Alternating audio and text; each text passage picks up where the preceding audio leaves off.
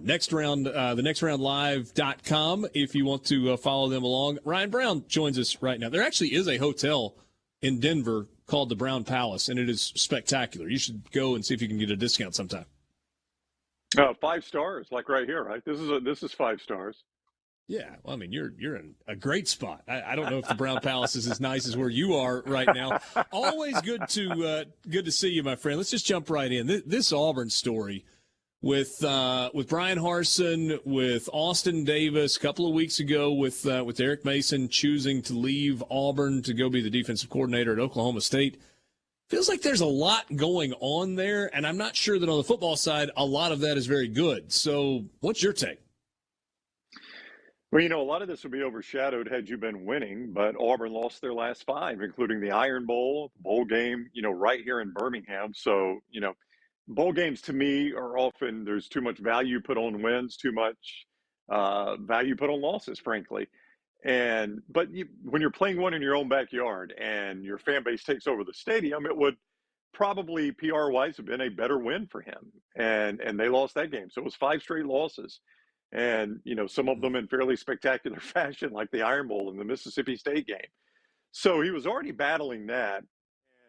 And, the move of Mike Bobo, first of all, let's rewind. Don't forget they fired the wide receiver coach, Cornelius Williams, mid-season, not even mid-season, early season. He was like 3 games in. So there was already some turmoil there. And, firing Mike Bobo was going to be a popular move because the fans had fallen out of love with the Mike Bobo offense. The fans did not want to lose Derrick Mason. So you fire Bobo, that's okay. But when the rumors started about Mason around the initial signing day, people, started to get a little bit concerned.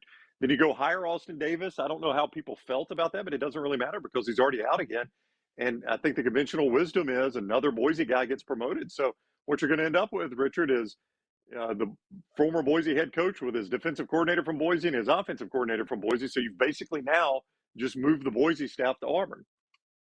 So the only thing we're missing is blue turf at Jordan-Hare. We'll see if that's coming down the pipe as well. Let's do these one at a time. I want to go back to where you started with Mike Bobo. Okay. And I get that some guys, for whatever reason, just keep getting hired. Why did they go hire Mike Bobo as the offensive coordinator in the first place? He wasn't great as an offensive coordinator at Georgia. He was terrible as a head coach at Colorado State. And then guess what? You bring him in, and he's not very good as an offensive coordinator at Auburn. Why do people look at him and go, you know what? This is our guy. Yeah, and you wonder if that's over now. I mean, he's back in the analyst role, obviously, at Georgia, so you wonder if he's ever even a coordinator again. The guys that were pro Mike Bobo could give you stats and numbers that show you the type of quarterback developer he was, and that was their hope with an experienced quarterback like Bo Nix. I think the ultimate thought in hiring Bobo was you are coming from the Pacific Northwest. You have absolutely zero connections in Alabama.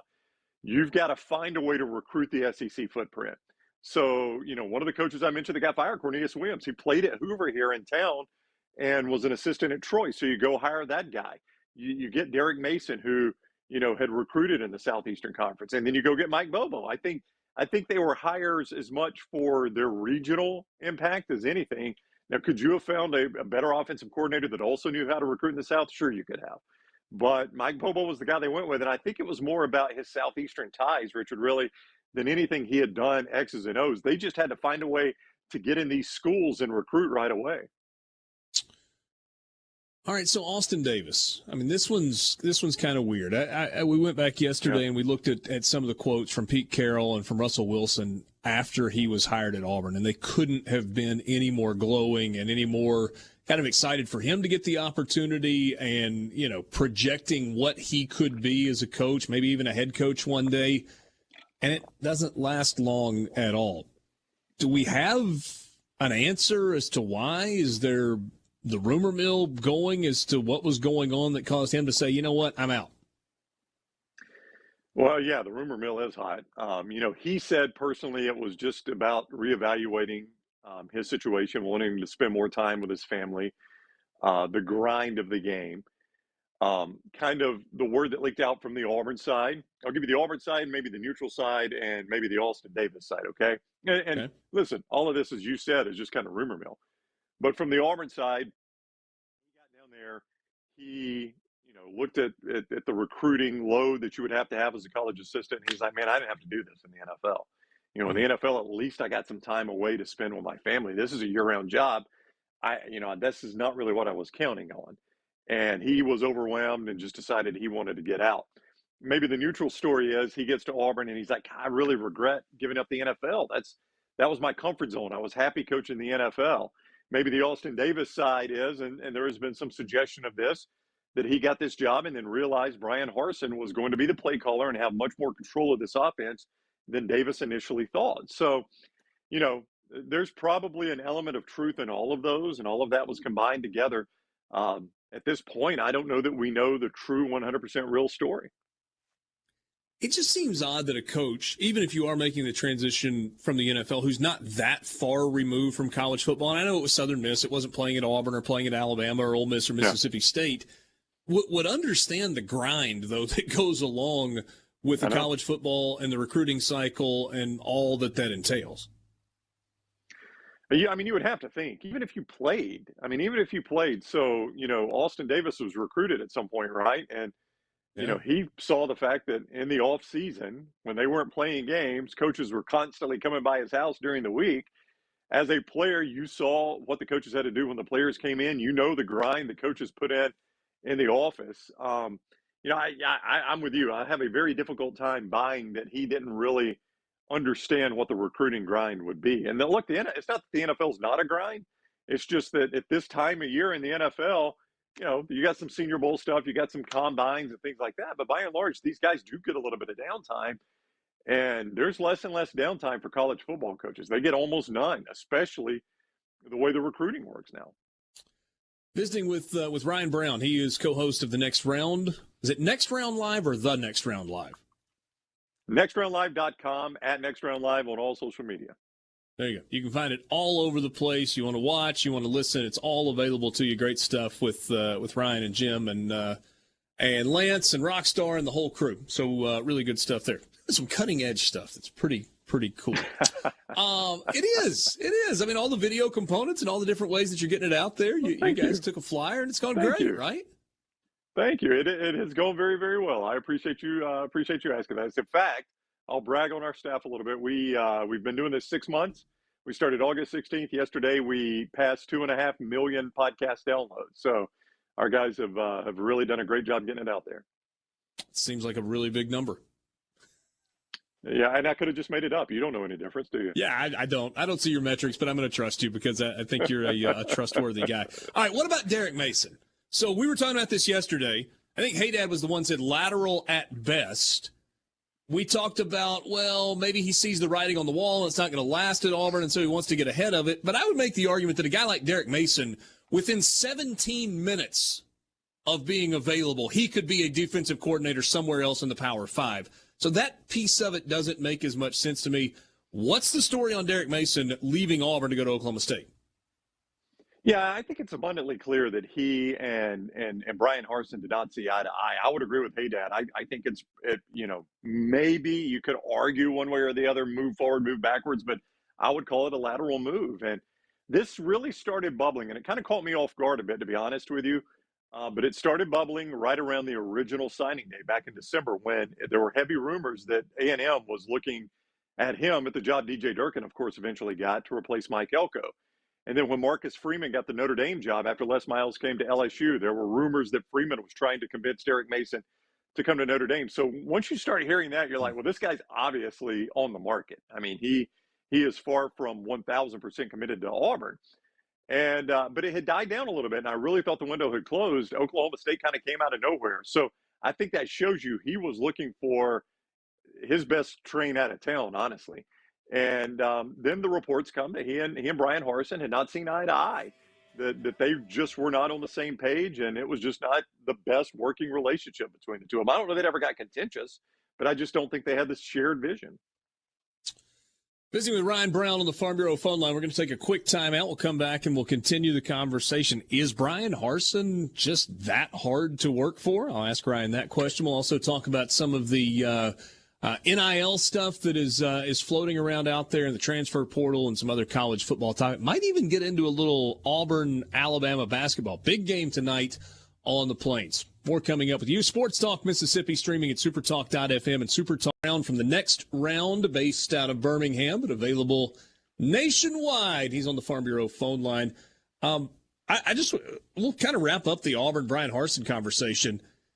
Is he one of those guys that's just really hard to work for? But I guess the caveat there is Nick Saban supposedly is really hard to work for, and for different reasons. Lane Kiffin is hard to work for. It's not crazy that a head coach is difficult to work for, but it almost sounds like nobody likes Brian Harsin. Yeah, I mean, I think some of that. Well, first of all, in your statement about Saban, you're right. He's notoriously demanding. Yeah. If, hard to work for, demanding. Those may go hand in hand. I don't know, but he's very demanding. I mean, the hours are long. I talked to an assistant coach one time, though, that had worked for Saban, and I thought this was interesting what he told me. Because I asked him that. I was like, man, it's just got to be a grind. He goes, oh, it's a grind. He said, but here's what I'll say as an assistant. He goes, Nick Saban never once asked me to do something he wasn't willing to do. He said, the grind would have been a lot worse if I'm there at 11 o'clock at night and he's been home for 2 hours. He said, he's the first one there and the last one to leave. So I can deal with that as long as the head coach is willing to do it too. And that's what Nick Saban is. And I'm not saying Brian Harsin isn't. But to answer your question about, how difficult is he to work for, I think some of that might be answered by who he hires as offensive coordinator. Is he able to go outside and make another hire? Or does he simply promote a guy like Eric Kiesau, who is on that staff from Boise? That's why I referenced earlier, you may end up with 2 Boise coordinators. And, just promote him up, because he was a guy that apparently they had interviewed or at least talked to when they hired Austin Davis. He did not feel like he was ready. That's only been a couple weeks ago. So if you promote him, I mean, I know. If you promote him, and by the way, one of the other guys they interviewed was the guy that was just fired at Arizona State by Herm Edwards. So it's not like you can go back to your old list and just revisit those guys. One of those guys now has been fired because of NCAA issues. So, if you did go outside, you'd kind of have to reset on the list. You don't even, your 3 finalists, you may not even be able to hire any of those. Wow. Well, it's going to be fascinating to see where it goes. And I don't know if I think Auburn's going to be a very good football team next year either.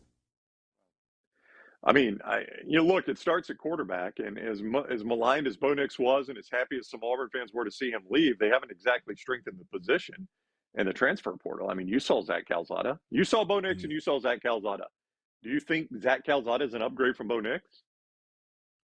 Look, Bo Nix had his issues, but he didn't have his issues against teams from the state of Mississippi. I guess this year's Mississippi State game notwithstanding, 2 of his best games in his career were against Ole Miss, and another one of his best games was 2 years ago against Mississippi State. So yeah, in that small sample size, yes, I would absolutely take Bo Nix over Zach Calzada.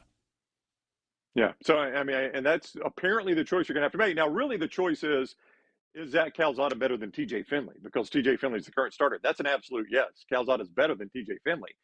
But have you upgraded year to year with Calzada? No. So the other options would be Holden Gerner, who was a true freshman in this signing class, D. Davis, who couldn't even play in front of TJ Finley, so I don't know how good he is.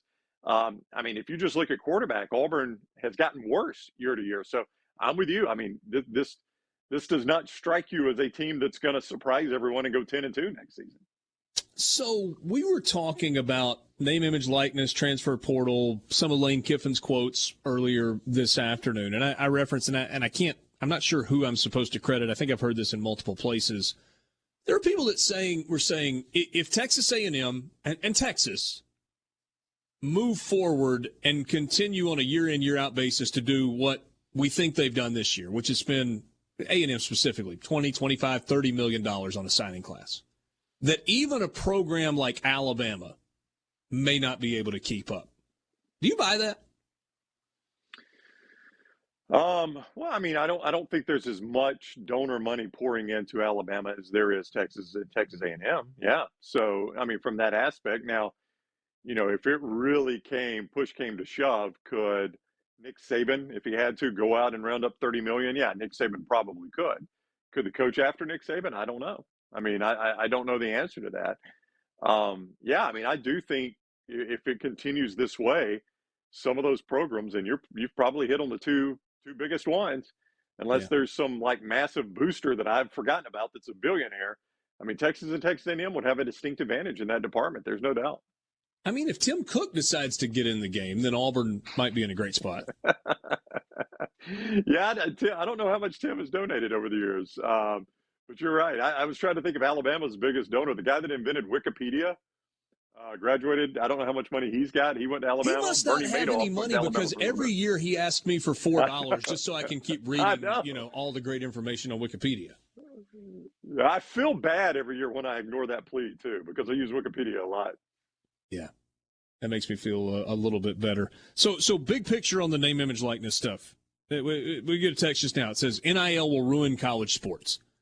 I would argue it's going to change college football. It already maybe has changed college football.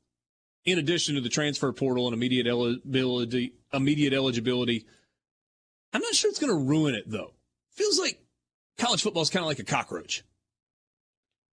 No, I would agree 100% with you. I think it is. I would say on the actual name, image, and likeness, my belief is, and I could be way off on this, is that we hit the market high this year. I think year one is going to be the high in that market. It's only going to decrease. Now, the non-traditional, like you were talking about, where it's recruiting benefits hidden under the NIL umbrella, I don't know where that market high is. There's got to be one, but I don't know where it is. But I would argue that maybe not to that level, but this was already going on in recruiting. It's just out in the open now. So you're not seeing anything different than you used to see.